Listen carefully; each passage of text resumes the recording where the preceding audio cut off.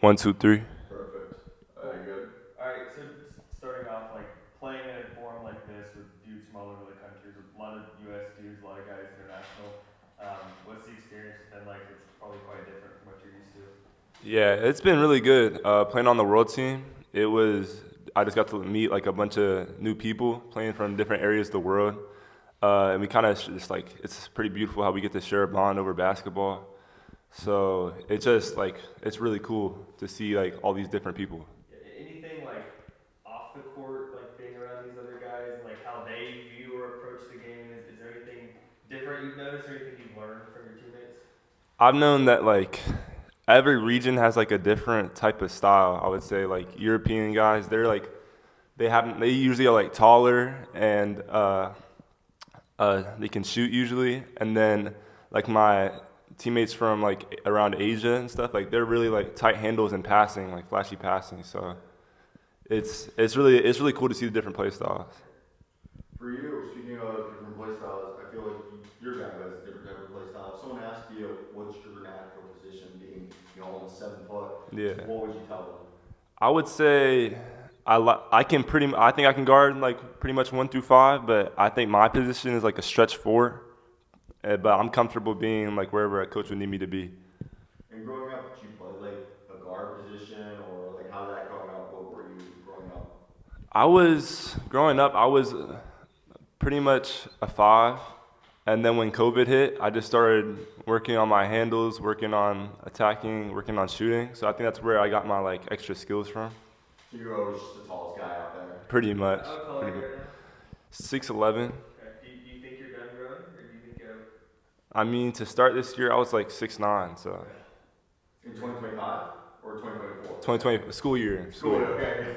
Yeah. so like the unicorn archetype in the NBA right now is like the Evan Mobley, Chet Holmgren kind of guy that's like huge but can also do everything. Yeah. Positions. Like that's the archetype that people talk about you. They're starting to like describe. Like, do you view yourself that way, or how do you kind of comp yourself? I'm starting to see it that way. Like the more I hear about it and the more I watch, like I watch Evan Mobley and Chet a lot, and I see like I can see myself and things I need to learn from them, like watching them. So yeah, I can definitely see those comparisons. Yeah. Speaking about guys you watch, I mean, you just mentioned a few there, but who are some guys you watch film, or are you trying to take from that film when you watch it? I watch Josh Giddey, his passing, because he's a taller guard. He's like 6'9". His passing, how he plays off the pick and roll. Like if I'm playing with another big, sometimes I'll come off a pick and roll. Evan Mobley for his defense. Chet, like all around being the skinnier guy. Like it's good to watch him. Defensively, I try to watch the bigger guards. I like one of my favorite players of all time is Paul George and Tracy McGrady, because they're bigger dudes that are good offensively. Even though I don't think that's exactly my play style, but I also like Giannis. Just like he's long, he's athletic, and he's stronger than me. So that's something I should probably try to add. He wasn't initially. Yeah, exactly. So I know I could probably do it too. Yeah. Going off of that, though, first off, T-Mac's one of my favorite players of all time, so shout out there. But you're a skinnier guy, and obviously you're going to build up your frame. But how do you use being kind of a lankier guy to your advantage, and also B, what are some things how do you, I guess, avoid the adversity of being skinnier going up against bigger guys? I use my length as like, I think sometimes I let somebody get a step, not all the way though, like unless I know I can stay in front of them 100%. But if I know it's a fast guy, I might give him a step because I know he's going to try to go up, and it's not hard just to tap it away. And then being skinny, I think it's like a misconception almost when people look at me, because the bigger dudes, they think they're just going to be able to like go down low, but I think I'm smart in how I guard them. Like my block timing, I think is pretty good against bigger guys.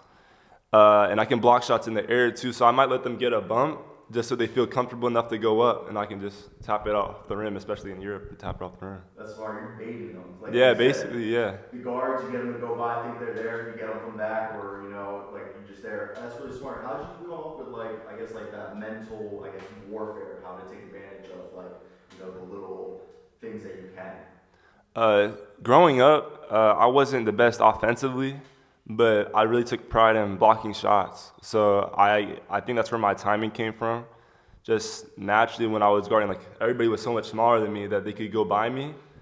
And so I just learned how to be able to chase them down, and I think that's like how I developed that skill. For you to get to the next level, like I think a lot of players have untapped potential that they go to a program where they're like put in a box. Yeah. Like when you think about college or whatever your next step is, there's a bunch of different options now. Like what's most important to you to ensure that you're put in a position to make it to the next level?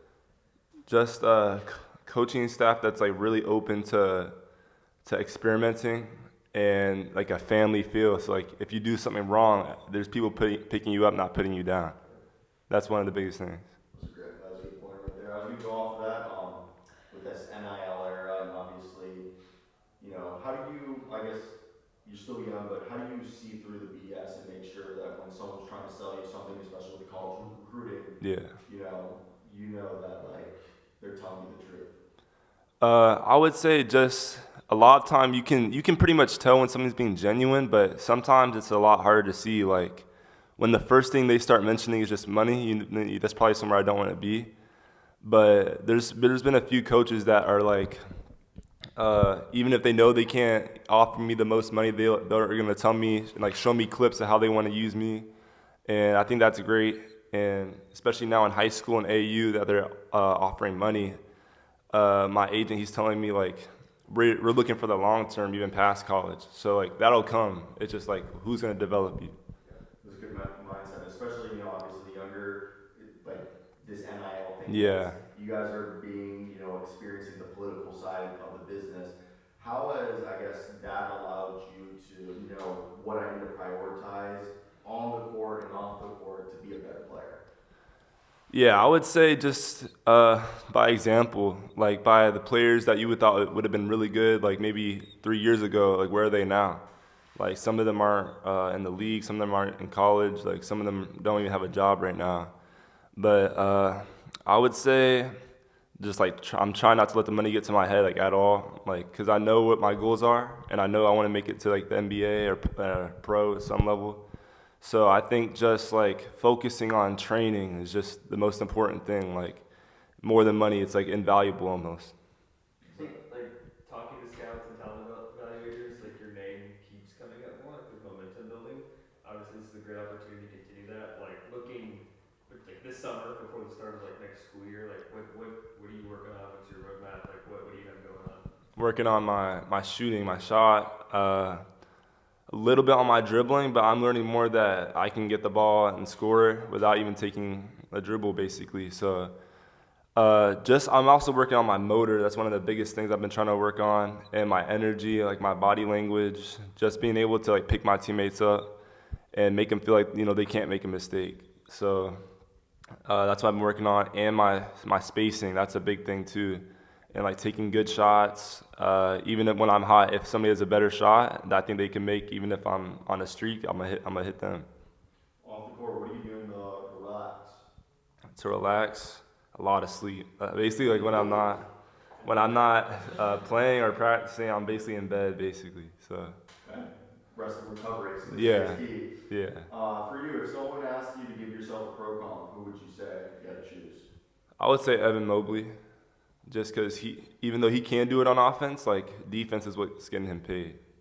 Yeah. One You before. tell the quarter early too. Yeah. For you, who's your top 5 currently in the NBA? NBA top 5, I would say Wemby, Evan Mobley, or like just like anybody. Anybody. Oh, Wemby still. LeBron. LeBron. I want to say Giannis still, Shea, and probably Jokic. Pretty solid. Pretty Yeah. solid. And to you, who's your GOAT and why? My what? Your GOAT, greatest of all time. LeBron. Why? We haven't ever seen anything like him. Like there's MJ archetypes, there's not a LeBron archetype. Like as much as you want to say there is, like there's something that he can do that they can't. My player, that's what he is basically. Yeah, basically like if you put all the stats to a 99, that's what he is.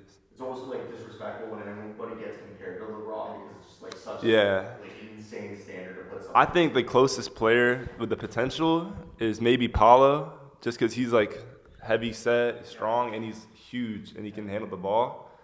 But still, I mean, That's just like really big shoes to fill, like crazy. And the longevity, I don't think anybody's gonna have that. People don't even put Wemby on those like expectations, even though Yeah. he's like a freak in terms of like what he's able to do. Yeah, it's crazy. Yeah. Yeah, anything else? Hey, bro, that's all we got to do, man. I All right. appreciate you. Thank you all.